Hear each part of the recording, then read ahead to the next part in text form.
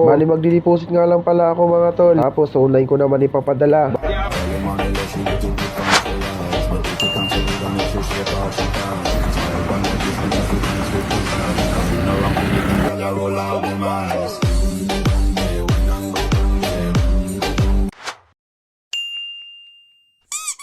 Yo, what's up mga tol? Kumusta? Sana naman ay all goods lang kayo. Kasi ako ay all goods na all goods. Kakauwi nga lang namin dito mga tol. Galing ng trabaho. Medyo diramdam yung pagod ngayon mga tol. Kasi kare-receive lang ng sahod.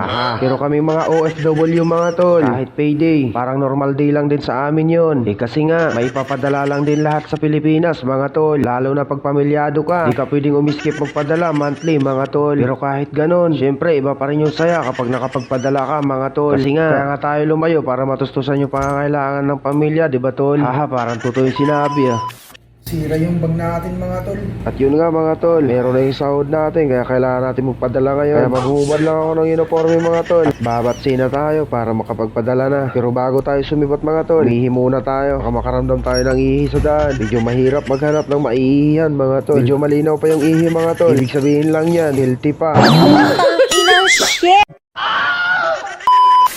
Magdadala nga pala ako ng powerbank mga tol. Baka maubusan tayo ng baterya sa daan. Magbabike lang kasi tayo para tipid sa pamasahe mga tol. Medyo malapit lang din kasi yung padalahan. Bali 1 oras lang sa bisikleta mula sa accommodation namin mga tol.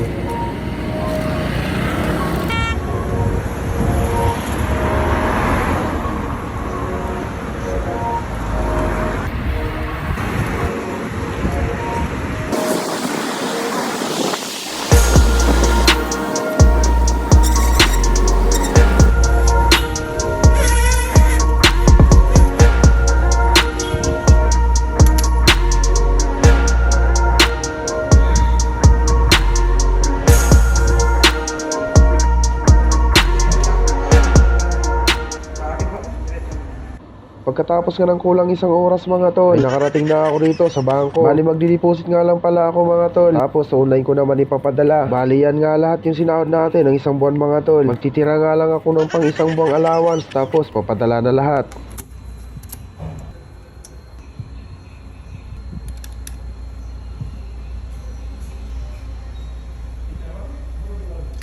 Walang cash. At yun nga mga tol, di available yung cash deposit dito sa branch na napuntahan ko mga tol. Walang cash deposit mga tol. Puta, walang cash deposit.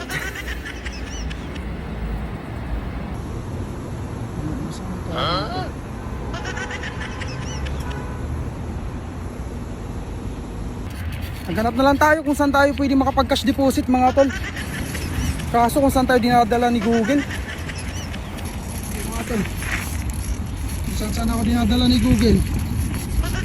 At dahil nga di available yung cash deposit dito sa may branch na pinuntahan ko mga tol, tinawagan ko yung utol ko kung meron siyang alam na bukas 24/7 na SNB Bank mga tol. At yun nga ang sabi, doon daw ako pumunta sa Sarawat mga tol. Kaya sinearch ko sa Google at susubukan natin kung makapag cash deposit tayo doon mga tol. Bali alas 12 na kasi ng gabi, kaya bihira lang ang bukas ng ganitong oras mga tol. Pahinga muna tayo.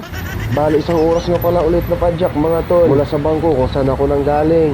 Kaya dito nga tumambay muna ako. Medyo nakakangalay din kasi mga tol. Dito na tayo sa menu mga tol. Dito na tayo sa Sarawat. Head south on Soup Jeddah toward Al Nada. Sa wakas mga tol, nakita ko na ay nakarating din tayo.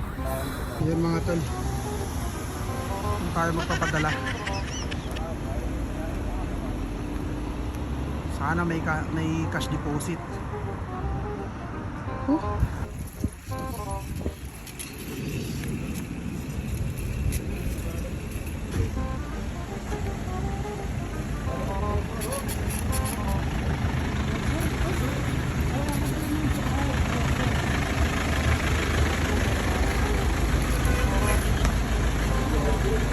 Ano, may cash deposit mga tol.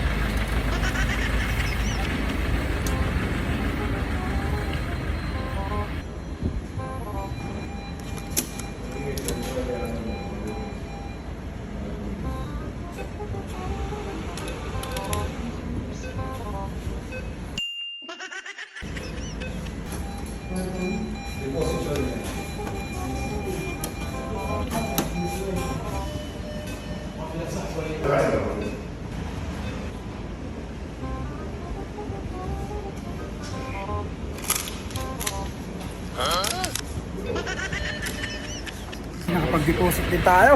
Uwi na tayo mga tol. Isang oras na padjak na naman.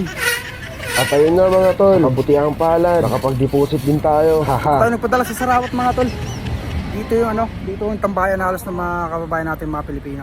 Hindi, wow. 2,000 years later. Hindi muna tayo ng sardinas mga tol. Ulam natin. At dito nga mga tol, ay malapit na ako dito sa accommodation namin. Kaya dumaan muna ako dito sa Bacala para bumili ng ulam. At nakakaramdam na rin ako ng gutom mga tol. Hindi pa nga tayo kumakain. Mag-alauna na kasi ng gabi sa mga oras na ito mga tol. Salamat na.